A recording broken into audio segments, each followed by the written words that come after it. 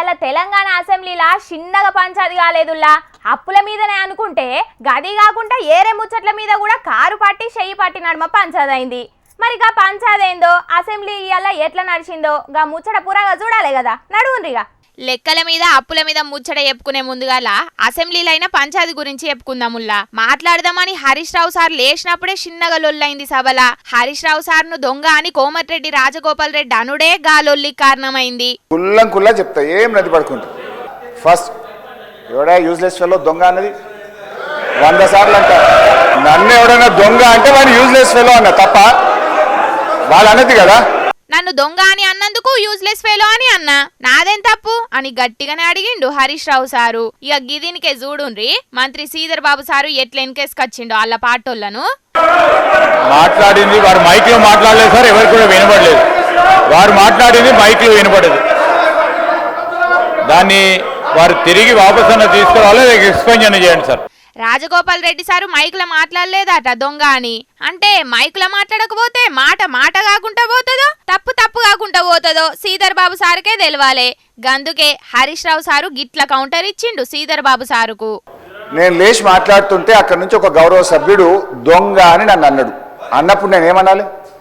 అది తప్పైనప్పుడు నేను అన్నది తప్పు. ముందు మరి ఆ దొంగ అని రన్నింగ్ కామెంటరీ చేయడానికి శ్రీధర్ బాబు గారు సమర్థిస్తారా? అందువల్ల అక్కడి నుంచి ఎవరైతే నన్ను రన్నింగ్ కామెంట్ చేసిందో ఆయనను ఉద్దేశించి నేను అన్నా, if you want to expel you can expel both and Sridhar Babu should say. వాళ్ళకు కూడా చెప్పాలి అట్లా కామెంట్ చేయొద్దని. చెప్తే ఇద్దరికి చెప్పాలి. ముందుగాల మీరే తప్పు చేసి అవతలకు శుద్ధులు చెప్పుడేంది అని అన్నాడు హరీష్ రావు సారు. నన్ను యూజ్లెస్ ఫెలో అని ఎట్లా అంటాడు? సారీ చెప్పాల్సిందే అని లేచిండు రాజగోపాల్ రెడ్డి సారు. గందుకు గిట్ల కారెడ్డమాడిండు హరీష్ రావు సారు. మీరు మినిస్టర్ ఇంకా రాజగోపాల్ రెడ్డి గారు, నువ్వు హోమ్ మినిస్టర్ ఇంకా ఇస్తారులే, నీకు మైక్ ఇప్పుడు ఎలిజిబిలిటీ లేదు, కూర్చోండి దయచేసి. మీరు హోమ్ మినిస్టర్ కావాలి రాజగోపాల్ రెడ్డి గారు, కూర్చోండి. హరీష్ రావు సారు క్షమాపణ చెప్పాల్సిందే అని గరమైండు రాజగోపాల్ రెడ్డి సారు. ఒక సభ్యుని పట్టుకొని యూజ్లెస్ ఫెలో అని అంటున్నా అంటే క్షమాపణ చెప్పాలి అధ్యక్ష, క్షమాపణ చెప్పాలి అధ్యక్ష. ఇక ఈ పంచాదులు నిడిచిపెడితే చెయ్యి పార్టీ సర్కార్ వచ్చినప్పుడే కారు పార్టీ సర్కార్ ఎంత అప్పు చేసిందని తెల్ల పేపర్ ఇడిచినాం అని గింత లెక్క చెప్పిండు భట్టి సారు. మాకున్నటువంటి సమాచారం మేరకు పూర్తి స్థాయిలో రాష్ట్ర రుణ భారాన్ని 6,71,757 కోట్లుగా నిర్ధారించి స్పష్టంగా సభ ఉంచాం అధ్యక్ష. గీ లెక్క మీద మాట్లాడుకుంటా గీ లాజిక్ చెప్పిండు హరీష్ రావు సారు. కాంగ్రెస్ ప్రభుత్వం అధికారంలోకి వచ్చినాక తీసుకున్న అప్పు 15,118 మాకే కలిపిండ్రు. 72,000 కోట్లు ఉమ్మడి ఆంధ్రప్రదేశ్ నుంచి వారసత్వంగా వచ్చింది, మా ఖాతాలనే వేసిండ్రు. రెండు కలిపితే 87,776 కోట్లు. ఈ 87,776 కోట్లు మాకు సంబంధమా? ఇది బీఆర్ఎస్ అప్పు కాదు కదా, అది వారసత్వంగా వచ్చింది. ఒకటైతే మీరు ప్రభుత్వంలోకి వచ్చినాక డిసెంబర్ 7 నుంచి మార్చి 31, 2024 దాకా చేసిన అప్పును కూడా మా ఖాతాలో వేసి గోబల్స్ ప్రచారం చేసిన భట్టి గారికి అభినందనలు. బీఆర్ఎస్ ప్రభుత్వం అచ్చంగా చేసిన అప్పు ఎంత అంటే 4,17,000 కోట్లు మాత్రమే. గప్పుడు రాష్ట్రం ఇడిపోయినప్పటికీ కొన్ని ఏడాది కింద డిసెంబర్లో కారు పార్టీ సర్కారు పోయి చెయ్యి పార్టీ సర్కారు వచ్చినప్పటికేంచి మార్చి దాకా చేసిన అప్పులు కూడా కారు పార్టీ సర్కారు అకౌంట్లనే కలిపి చెప్పిండట బట్టి సార్ అప్పుల లెక్కలు. గవన్నీ తీసేస్తే కారు పార్టీ చేసింది 4,17,000 కోట్లేనట. ఇవన్నీ ఉత్తముచ్చట్లే, సభను తప్పుదోవ పట్టి అనికే గిట్లా మాట్లాడుతున్నారు కారు పార్టోళ్ళు అని గరమైతున్నారు చెయ్యి పార్టోళ్ళు. గాని ఏ పార్టీ అధికారం నుండి అప్పులు చేసినా కూడా కట్టేదైతే పబ్లికే కదా అని ముక్కిరుతున్నారు ఈ అప్పుల పంచాది చూసిన పబ్లిక్. అంబేద్కర్ అని అనుడు మస్తు ఫ్యాషన్ అయింది. అంబేద్కర్ ను తలుసుకునుడు కంటే దేవుణ్ణి తలుసుకుంటే స్వర్గం కోతరు అని పార్లమెంట్లో అమిత్ షా సార్ మాట్లాడిన మాటలతోటి దేశంలో పెద్ద రచ్చ అవుతున్నది. అమిత్ షా సార్ తోటి రాజీనామా చేపించి అరెస్టు చేయాలి అని ప్రతిపక్షాలన్నీ లొల్లి పెడుతున్నాయి. ఇక గదే ముచ్చట మీద ఇలా పెద్ద పంచదే అయింది పార్లమెంటు కాడ. దాహకంలో వాడేదాకా పోయింది కథ. అమిత్ షా సారు అంబేద్కర్ సారు మీద మాట్లాడిన మాటలకు నిరసనగా నీలం రంగు బట్టలేసుకొని ప్రతిపక్ష లీడర్లతోటి కలిసి పార్లమెంటుకు వచ్చిండ్రు రాహుల్ గాంధీ అన్న ప్రియాంకక్క. పార్లమెంటు లోపలికి రానిచ్చేదే లేదు అని రాహుల్ అన్నకు పువ్వు పాటోళ్ళు అడ్డం పడ్డారు. ఎందుకు ఓనియరని ఈళ్ళు, ఎట్లత్తవని ఆళ్ళు, ఈ లటునూక ఆళ్ళిటునూక, అంబేద్కర్ ను మీరు అవమానించిండ్రనంటే మీరే అవమానించిండ్రని ఇద్దరి నడుమ బగ్గనే అయింది బైసు. దీంట్లోనే ఇద్దరు పువ్వు పార్టీ ఎంపీలకు దెబ్బలు దాకిన ముచ్చట్లు బయటకు వచ్చినాయి. రాహుల్ గాంధీ నెట్టుడుతోటే నేను కింద పడ్డా, నాకు దెబ్బలు దాకినాయి అని పువ్వు పార్టీ ఎంపీలు అనుకొచ్చిండ్రు. राहुल गांधी एक एमपी को धक्का लगा, मेरे ऊपर गिर पड़ा और मैं नीचे गिर गया। किसने धक्का मारा? राहुल गांधी ने? हाँ, राहुल गांधी ने। राहुल गांधी ने धक्का मारा? राहुल गांधी। మరేందే రాహుల్ అన్న గా పువ్వు పార్టీ ఎంపీని కింద పడేసినవాట, పాపం గైనకు పెద్దగానే దెబ్బ తాకింది కదా అని అంటే नहीं नहीं नहीं, देखिए मैं पता नहीं आपके शांत हो जाए, आपके कैमरा में होगा। ये पार्लियामेंट की एंट्रेंस है, इसमें मैं अंदर जाने की कोशिश कर रहा था तो बीजेपी के एमपी जो थे वो मुझे ऐसे रोकने की कोशिश कर रहे थे, धकेल रहे थे और मुझे धमका रहे थे, तो वो हुआ है। धक्का मुक्की से हमें कुछ होता नहीं है, मगर ये एंट्रेंस है पार्लियामेंट हाउस की और हमारा अधिकार है अंदर जाने का। నేను పార్లమెంటు లోపలికి పోదామని పోతుంటే పువ్వు పాటోళ్ళు చేతులు అడ్డం పెట్టి నిల్చున్నారు. వాళ్ళు మాకు ధమ్కి ఇచ్చిండ్రు అని అనవట్టిండు రాహుల్ అన్న. కావాలనే రాహుల్ గాంధీ మా ఎంపీలను కింద నెట్టేసిండు అని స్టేషన్ల ఫిర్యాదైండ్రు పువ్వు పాటోళ్ళు. ఇక దావకంలో పడ్డ ఎంపీలకు ఫోన్ చేసి మరీ అరుచుకున్నాడు ప్రధాని మోదీ సారు. ఆళ్లే కాదు మాకు కూడా దెబ్బలు తాకినాయి అని పువ్వు పాటోళ్ళ మీద స్పీకర్ కు ఫిర్యాదు ఇచ్చిండు మల్లికార్జున ఖర్గే సారు.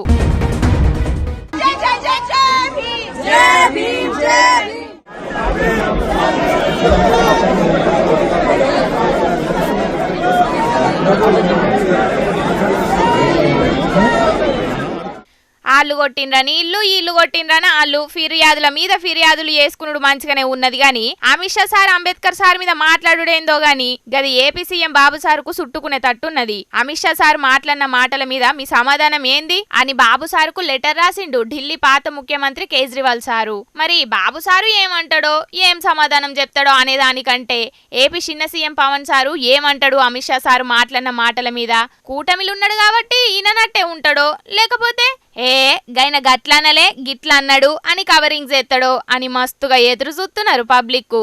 చూడాలే మరి ఏమైతుందో.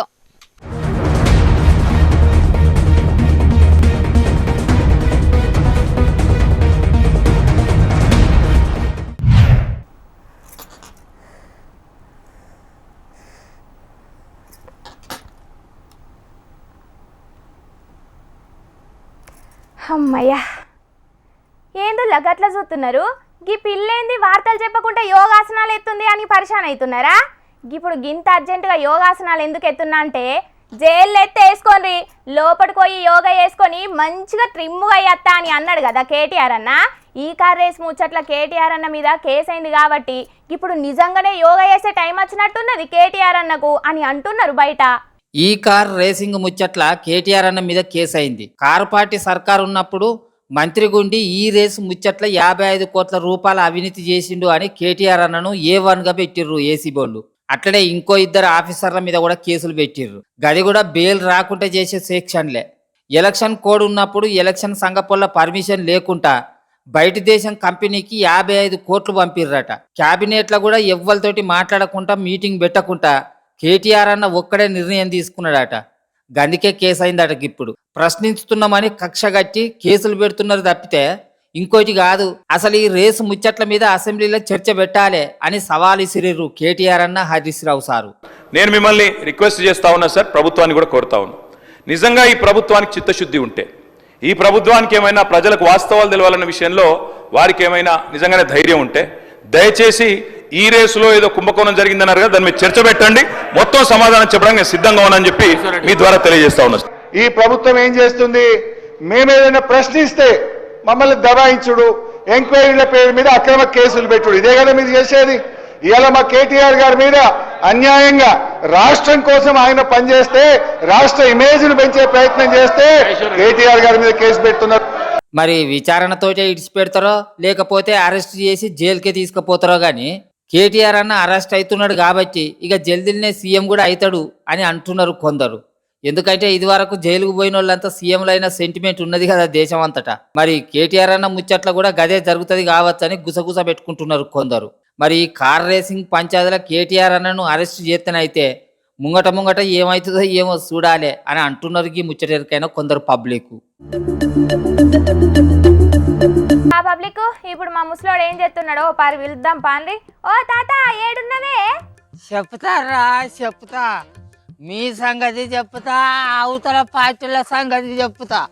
అరే అధికారంలో ఉన్న మా మీద మీరు గిట్ల గడబడతారంటే ఎక్కడైనా మీకు అంత బలము?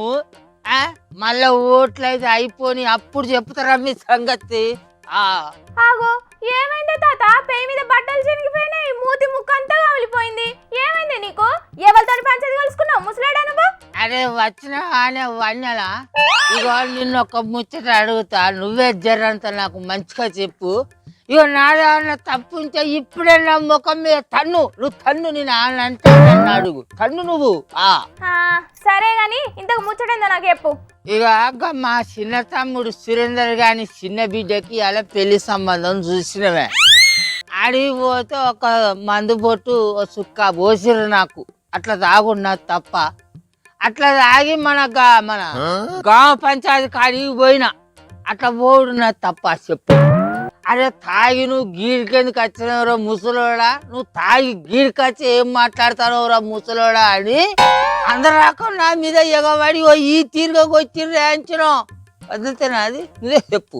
సరే వాళ్ళు పోసిండ్రు, నువ్వు తాగినవు తప్పేం లేదు గాని తాగినోనివి ఇంటికి పోయి మలుసుకొని వండక గ్రామ పంచాయతీ కాడికి ఎందుకు పోయినావు ముసలాడా?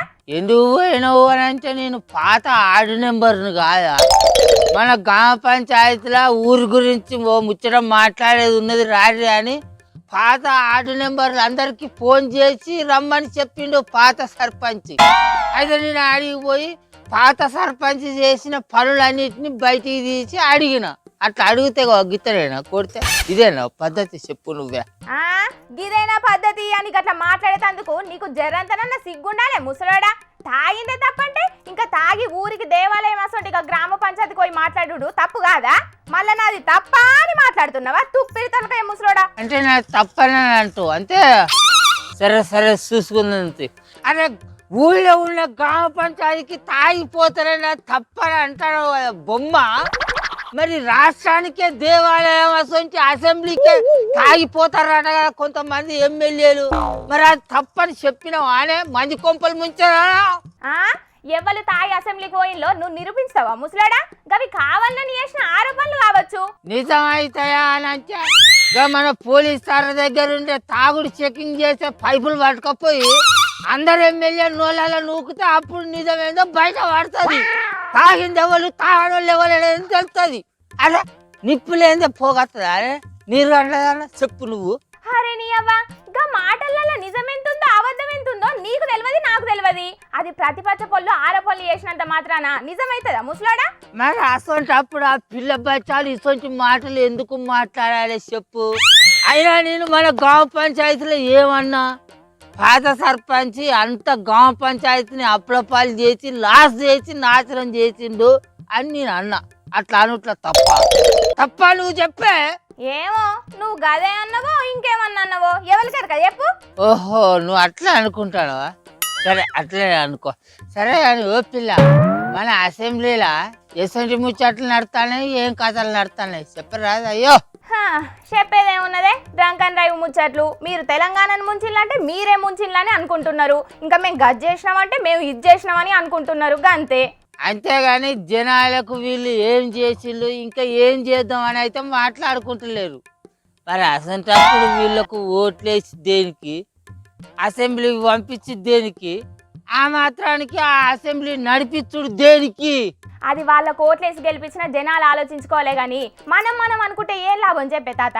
అరే మరి కొంతమంది ఎమ్మెల్యేలు తాగి అసెంబ్లీకి వస్తారు అని అంటే మన ఊళ్ళో గ్రామ పంచాయతీ పక్కన పడే వాడు ఎవడో బెల్ట్ షాప్ పెట్టి నడిపినట్టు మరి మన అసెంబ్లీ పక్కన పడే వాడన్నా బెల్ట్ షాప్ పెట్టి నడుపుతాడా ఏంది? పోలీస్ సార్ చెప్పి అక్కడికి పోయి చెకింగ్లు చేయమని చెప్పాలి.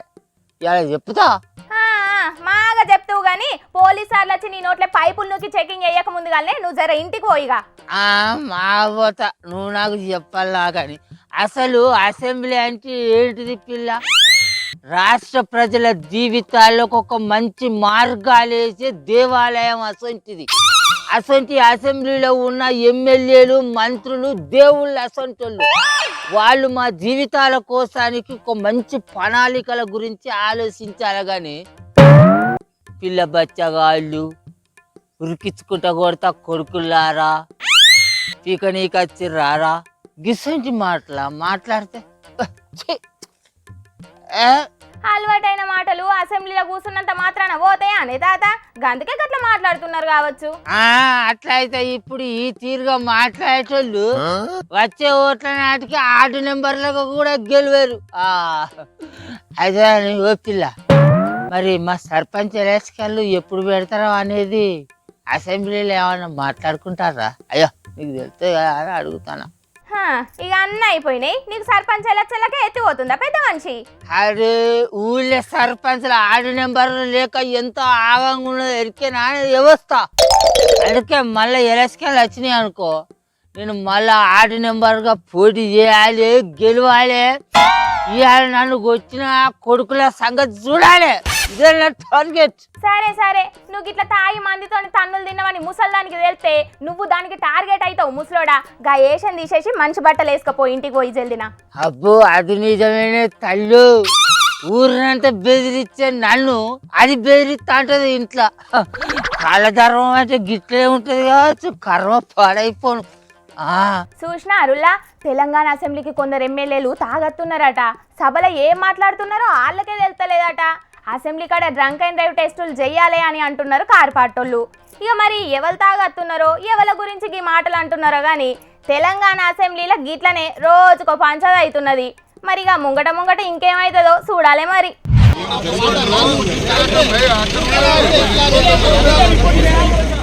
ముందు పోతే నువ్వు వెనకకు పోతే గొయ్యి అన్నట్టే తయారైంది కదా పాపం తెలంగాణ రైతన్నల పరిస్థితి. సన్నవడ్లకు బోనస్ అని చెప్పి సర్కారోళ్ళు దొడ్డు వడ్లు కొంటలేరని పక్క రాష్ట్రం కర్ణాటక పోయి అమ్ముకోవాలని ట్రాక్టర్లు ట్రాలీల్లో బస్తాలు లోడేసుకొని బయలుదేరిండ్రు రైతన్నలు. ఇక కర్ణాటక బార్డర్ పోయే వరకు ఆడున్న చెక్ పోస్ట్ కాడ గీళ్ళని రానియకుండా షాక్ ఇచ్చిండ్రు పోలీసోళ్ళు, ఆడున్న రైతన్నలు. మహారాష్ట్రంలో మీరు ధాన్యం అమ్ముకునుడేందని కర్ణాటక రైతు సంఘాలన్నీ రోడ్డు మీదకొచ్చి నిరసనలు ధర్నాలు కూడా చేసినాయి. ఇక వడ్ల లోడ్లను వాళ్ళ రాష్ట్రంలోకి రానియకుండా వాటికి అడ్డం కూర్చొని కర్ణాటక రైతులు నిరసన చేసే వరకు తెలంగాణ రైతన్నలందరూ మస్తు పరిశాన్ అయినరు. ఇక్కడ రైతులకి ఒడ్లు తరించే లోపల ఆపిండ్రు.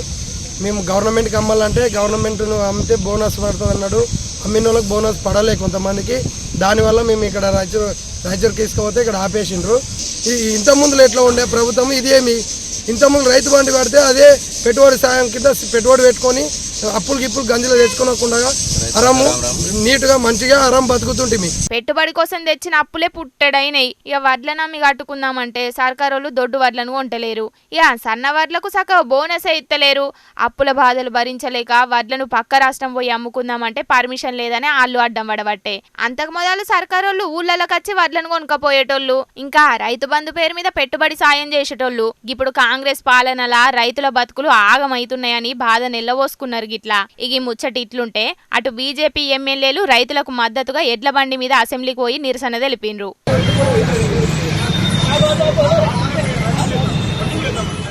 రైతులకిచ్చిన హామీలన్నీ కాంగ్రెస్ సర్కార్ మర్చిపోయింది. రైతుల రుణమాఫీ చక్కగానే లేదు. అసలు రైతుల గురించి అసెంబ్లీలో చర్చ కూడా పెడతలేరని గీతిరగా నిరసన చేసిండ్రు బీజేపీలు. మొత్తానికి తెలంగాణలో రైతన్న పరిస్థితి అధ్వానంగానే తయారైంది పోన్రి. ఇండ్లు దుకాణాలు బ్యాంకులే కాదు, ఆఖరుకు ఆర్టీసీ బస్సులను కూడా ఇడిచిపెడతలేరు కదా దొంగోళ్ళు. ఇగో చూసిండ్రా, గీడున్న ఆర్టీసీ బస్సుల రాత్రిపూట డీజిల్ నెత్తుకపోయినరట దొంగ బడివేగాన్లు కొందరు. నాగర్ కర్నూలు జిల్లా లింగాల బస్టాండ్ కాడ పెట్టిన ఈ బస్సుల డీజిల్ మొత్తం చోరీ చేసిండ్రు దొంగలు. 11 అయింది వచ్చేవరకు, తిని పండుకునే వరకు మాకు 11:12 అట్లా అయింది సార్. ఇక పండుకున్నాక ఏం జరిగిందో ఇక డీజిల్ పొద్దుగాల 5 గంటలకు అలారం పెట్టుకున్నాం సార్. చేసి చూస్తే టైర్లు అవి కొట్టుకొని చూసిన డీజిల్ ట్యాంక్ దగ్గర చూస్తే డీజిల్ పడి ఉంది. నాకు డౌట్ వచ్చింది. డీజిల్ మొత్తం ఒక కట్టె తీసుకుని ట్యాంక్ వేసి చూస్తే మొత్తం ఖాళీ అయిపోయింది సార్. ఏం చేద్దాం గదన్నట్టు అసలు ముచ్చట. వీళ్ళందరూ పడుకున్నాక మెల్లగా బస్సు కాడికొచ్చి డీజిల్ ట్యాంకర్ ను మొత్తం ఖాళీ చేసిండ్రట. ఇక ఎంబటే ఈ ముచ్చట మీద పోలీసులు కూడా కంప్లైంట్ చేసిండ్రట ఆర్టీసోళ్ళు. మూలిగే నక్క మీద తాటి పండు పడ్డట్టు అసలుకే ఫ్రీ బస్ పథకంతో ఆర్టీసీకి ఆదాయం వత్తలేదని ఆఫీసర్లు బాధపడుతుంటే ఇంకా మీదికెంచి గిట్లా డీజిల్ దొంగలు కూడా మోపైనరు పోన్రి. ఈ ముచ్చట చెప్పిన అమ్మయ్య అన్ని ముచ్చట్లు చెప్పేసిన పబ్లిక్ తెచ్చిన కాడికి వార్తలన్నీ చెప్పేసినుల్లా ఎట్లున్నాయి మస్తుగున్నాయిలే ఇక ఇవుల్లా తాజా పంట సమర్పించు ఇయాల్టి జోర్దార్ వార్తలు మళ్ళొచ్చే జోర్దార్ వార్తలలో మస్తు జోర్దార్గా అందరం కలుసుకుందాం అప్పటిదాకా ఏం చేయాలనో ఎరకనే కదా చూస్తూనే ఉండుండ్రి హెచ్ఎం టీవీ అట్లనే ఇంకిన్ని మంచి వార్తల కోసం హెచ్ఎం టీవీ యూట్యూబ్ ఛానల్ను తప్పకుండా సబ్స్క్రైబ్ చేసుకోండి గిసొంటి ముచ్చట్లు కూడా మస్తుగా ఉంటాయి ఉల్లా అన్ని ముచ్చట్లు మీ దాకా చేరాలంటే తప్పకుండా గంట కొట్టుండ్రి లైక్ చేయండి ఈ ముచ్చట్లను మీ దోస్తులందరికీ షేర్ చేయండి ఏమంటున్నాం సరే మరి ఉంటా టాటా